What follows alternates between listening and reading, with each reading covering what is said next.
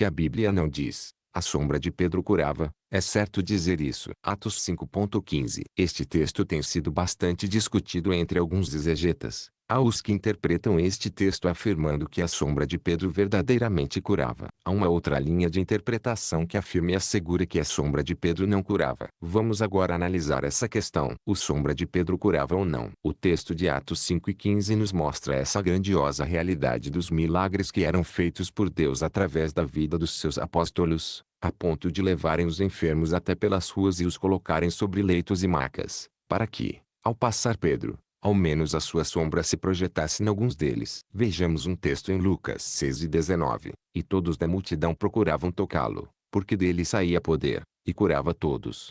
Esta narrativa nos mostra que Jesus já havia feito diversas curas, onde as situações bem parecidas com essa narrada sobre Pedro. Marcos 5:27-28. Outra narrativa nos mostra que também o apóstolo Paulo foi usado de formas especiais para Deus derramar, e Deus, pelas mãos de Paulo, fazia milagres extraordinários, a ponto de levarem aos enfermos lenços e aventais do seu uso pessoal, diante dos quais as enfermidades fugiam das suas vítimas, e os espíritos malignos se retiravam. Atos 19:11-12. Voltando ao texto de Atos 5:15. Entre as duas linhas de interpretações, mencionada antes, vale salientar e é mais coerente dizer que o texto não declara de forma explícita que a sombra de Pedro curava. Todavia, não temos dúvidas que seria possível.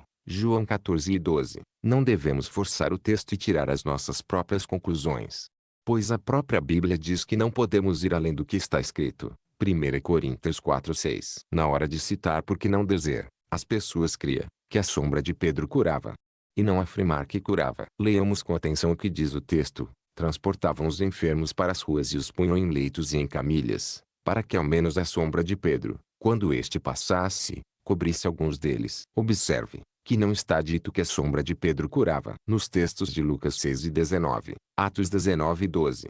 Porque dele saía poder, e curava todos. As enfermidades fugiam das suas vítimas.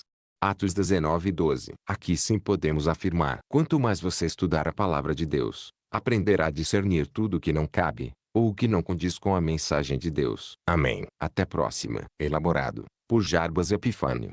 Na voz robótica de Ricardo.